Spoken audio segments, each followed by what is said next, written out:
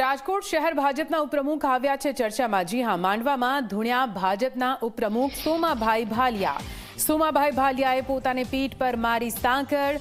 Social મીડિયામાં video viral થયો છે, વિડીયો પણ આપને બતાવીએ, આપ જુઓ।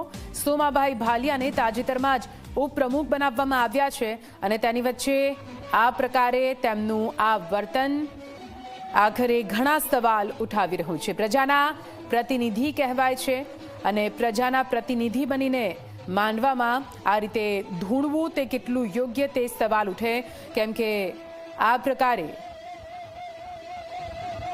પ્રજાના પ્રતિનિધિનું વર્તન જનતામાં એક અલગ જ સંદેશ, એક અલગ જ મેસેજ મોકલતા હોય છે।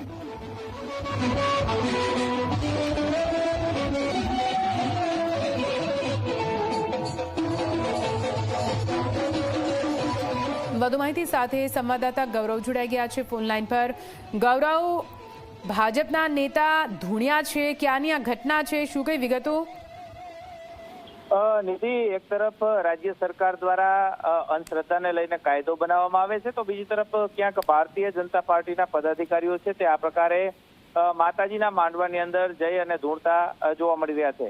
ભાજપનું જે માળખું, રાજકોટ શહેર ભાજપનું માળખું જે જાહેર કરવામાં આવ્યું છે તેમાં સોમાભાઈ ભાલિયા છે, તેમને ઉપપ્રમુખ તરીકેની જવાબદારી છે તે સોંપવામાં આવી છે। તેમનો આ વિડીયો છે તે સોશિયલ મીડિયાની અંદર વાયરલ થયો છે અને માતાજીના માંડવાની અંદર તે હાથમાં સાંકળ લઈ અને ધૂણતા જોવા મળી રહ્યા છે। નિમણૂક બાદ સોમાભાઈનો આ વિડીયો છે તે સોશિયલ મીડિયાની અંદર ખૂબ જ ચર્ચાનો વિષય બન્યો છે। વિડીયો ક્યારનો છે તે હજુ સુધી કોઈ સામે નથી આવ્યું, પરંતુ ક્યાંક જે વિડીયોમાં સોમાભાઈ માતાજીના માંડવામાં બિલકુલથી ગૌરવ આપને અટકાવું છું, આવું આપની પાસે આપણી સાથે વાત કરવા માટે ખુદ સોમાભાઈ જોડાઈ ગયા છે। સોમાભાઈ, સ્વાગત છે આપનું ઝી 24 કલાકમાં। આપનો એક વિડીયો સામે આવ્યો છે, માંડવામાં તમે ધૂણી રહ્યા છો, સાંકળ પીઠ પર મારી રહ્યા છો, આ પ્રકારનો એક વિડીયો છે।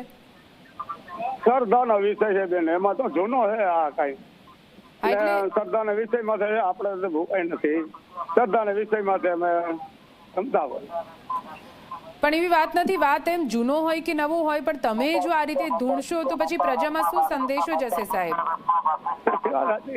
અમે ધૂણતા જ નથી, ખાલી શ્રદ્ધાનો વિશ્વાસ માટે હોય।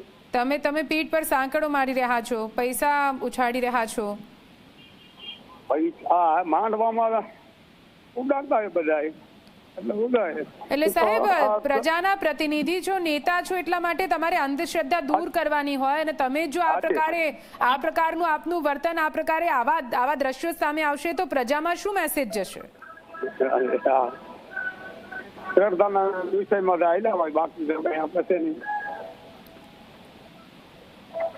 ઠીક છે, અમારી સાથે વાત કરવા માટે આભાર। તો સોમાભાઈને આપે સાંભળ્યા, તેમનું મૌન ઘણું બધું કહી જાય છે।